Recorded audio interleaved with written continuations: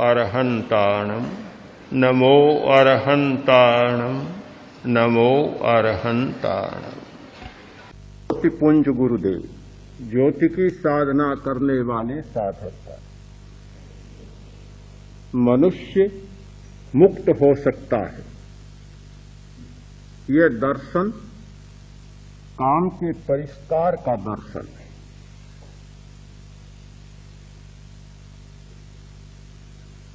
मुक्ति का दर्शन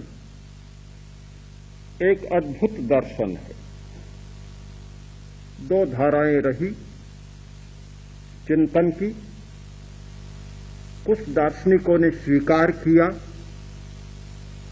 मनुष्य सर्वज्ञ हो सकता है और मुक्त हो सकता है। दूसरी धारा के दार्शनिक इस सिद्धांत से सहमत नहीं हुए। उन्होंने यह स्वीकार किया कि मनुष्य सर्वज्ञ भी नहीं हो सकता और मुक्त भी नहीं हो सकता। जो सर्वज्ञ नहीं हो सकता तो किसी परमात्मा में विलीन हो सकता है, किंतु स्वयंभू परमात्मा नहीं बन सकता। एक स्वयंभू परमात्मा बनने का दर्शन है। दूसरा किसी परमात्मा में विलय होने का दर्शन है। जैन दर्शन ने इस सिद्धांत को स्वीकृति दी, मनुष्य सर्वज्ञ हो सकता है। मीमांसक आदि दर्शनों ने इसमें आपत्ति की। उनका सिद्धांत रहा कि मनुष्य में राग द्वेष समाप्त नहीं हो सकते। मनुष्य में राग होता है, द्वेष होता है, और ये राग द्वेष मिट नहीं सकते।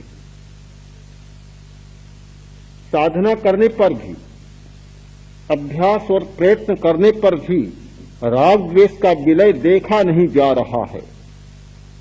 बड़े से बड़े व्यक्ति में भी राग मिलता है, द्वेष मिलता है। धर्म के क्षेत्र में काम करने वाले लोगों में भी राग द्वेष मिलता है। प्रशासन के क्षेत्र में काम करने वाले बड़े से बड़े अधिकारी में भी राग और द्वेष मिलता है। परिवार में बड़े से बड़े लोगों में भी राग और द्वेष मिलता है। बात कुछ अंशों तक सही भी है कि राग द्वेष एक प्रचुर मात्रा में मनुष्य में मिलता है और मनुष्य के साथ जुड़ा हुआ है। उनका दर्शन है कि इन 7 धातुओं से बना हुआ यह शरीर राग और द्वेष से मुक्त कैसे हो सकता है। राग और द्वेष से मुक्त परमात्मा हो सकता है, ईश्वर हो सकता है, और वही सर्वज्ञ हो सकता है। दूसरे लोगों को क्या अधिकार है, कहां इतनी सामर्थ्य कि वह राग द्वेष से मुक्त हो जाए। बादशाह बहुत बड़ा शक्तिशाली एक बार अपने वजीर वीरबल के साथ जा रहा था। जाते जाते मन में एक कुतूहल का भाव जागा, यानी राग की लहर दौड़ी और बोला कि वीरबल, आज रात को मैंने एक बड़ा सपना देखा, बड़ा विचित्र सपना देखा। सब लोग चौकन्ने हो गए। बादशाह का सपना, सारे जितने साथ थे अफसर, सब के सब ऐसे कानों को खड़ा किए हुए उत्सुकता की मुद्रा में हो गए। आगे बादशाह ने कहा, मैंने सपने में देखा कि 2 कुंड हैं, एक अमृत का कुंड और दूसरा कीचड़ का कुंड। आगे ये देखा कि मैं तो अमृत के कुंड में गिर गया और तुम कीचड़ के कुंड में गिर। सब लोगों ने बड़ी मखौल की और बड़े प्रसन्न हुए कि भला बीरबल की कुछ हल्की बात होती है तो दूसरों का प्रसन्न होना स्वाभाविक था, क्योंकि यह सब पर हावी हो रहा था। छाया हुआ था अपनी बुद्धि बल के आधार पर। लोग बड़े खिलखिलाए, बड़े हंसे, बड़ी मजाकें की, पर बीरबल आखिर बीरबल था। बीरबल ने कहा, जहांपना बिल्कुल ठीक कह रहे हैं आपने ये सपना देखा, मैंने भी एक रात को सपना देखा था। कि तूने क्या सपना देखा? कि बड़ा अद्भुत सपना देखा, और वह सपना आपके सपने का संवादी सपना है। आप बिल्कुल ठीक कह रहे हैं कि आपने सपना सही देखा था। मैंने भी यही सपना देखा कि दो कुंड हैं, एक अमृत का और दूसरा कीचड़ का। आप अमृत के कुंड में गिर गए और मैं कीचड़ के कुंड में गिर गया। हम दोनों बाहर निकले, पास पास में थे, आस पास में, तो दोनों को पकड़कर निकले, और निकलने के बाद आप मुझे चाट रहे थे, मैं आपको चाट रहा था।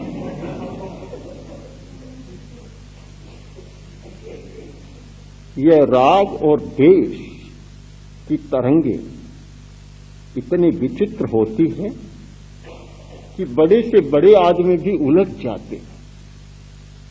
ये बात बहुत स्वाभाविक लगती है। ये स्वाभाविक दर्शन है कि मनुष्य और इस शरीर में रहने वाला मनुष्य, इन 7 धातुओं के बीच जीने वाला मनुष्य, इस वातावरण में पलने वाला, सांस लेने वाला मनुष्य भला कैसे राग और द्वेष से मुक्त हो सकता है, जिसका सारा परिकर, परिवार और परिसर राग और द्वेष से भरा हुआ है। कभी प्रियता का भाव जागता है, कभी अप्रियता का भाव जागता है।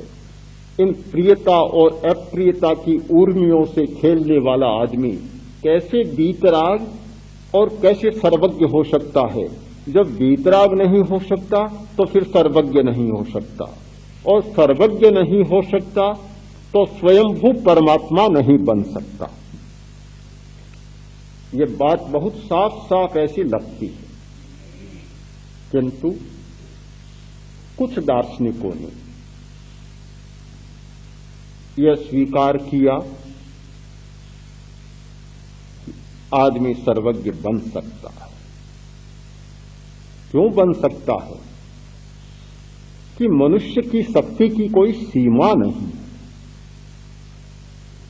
हम सीमा माने बैठे हैं, इसलिए वह बात प्रिय लगती है हमें। जब हम मनुष्य की शक्ति पर विचारणा करें, आत्मा की शक्ति पर चिंतन करें, विमर्श करें, तो हमारे सामने एक स्पष्ट चित्र होगा कि असीम शक्ति है। जितनी शक्ति परमात्मा में है, उतनी ही शक्ति आत्मा में है। न केवल मनुष्य में,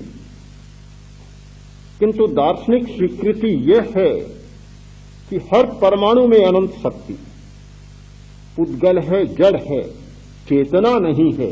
किंतु जहां शक्ति का प्रश्न है, एक परमाणु में भी अनंत शक्ति है। बहुत अद्भुत बात लगेगी कि परमाणु में अनंत शक्ति। अगर परमाणु में अनंत शक्ति न हो तो अनंत काल में परमाणु का अस्तित्व भी नहीं रह सकता। कोई भी पदार्थ अनंत काल में अपना अस्तित्व बनाए हुए है, वह अनंत शक्ति के आधार पर ही बने हुए है। प्रतिक्षण में परिवर्तन होता रहता है। नई शक्ति, नई स्फूर्णा के द्वारा अपने अस्तित्व को बराबर बनाए हुए है। उस शक्ति का दार्शनिक शब्दावली में नाम है अगुरु लघु पर्याय। एक ऐसी शक्ति, एक ऐसा पर्याय, अगुरु लघु, न गुरु होता न लघु होता, अपने स्वभाव को बनाए रखता है, निरंतर स्वभाव को बनाए रखा रहा है, और बदलने वाले हर क्षण में अपने अस्तित्व को ढालने में समर्थ है। उस क्षण के अनुरूप अपने अस्तित्व को बना देता है और अस्तित्व को रख लेता है। यह शक्ति प्रत्येक पदार्थ में, हर परमाणु में है और हर आत्मा में है। अनंत शक्ति। अचेतन चेतन में शक्ति का अंतर नहीं है, अंतर केवल चेतना का है। एक में चेतना होती, दूसरे में चेतना नहीं होती। ये चेतना के द्वारा भेद रेखा खींची गई है, नई शक्ति के द्वारा। जहाँ शक्ति का प्रश्न है, अचेतन में भी अनंत शक्ति है, चेतन में भी अनंत शक्ति।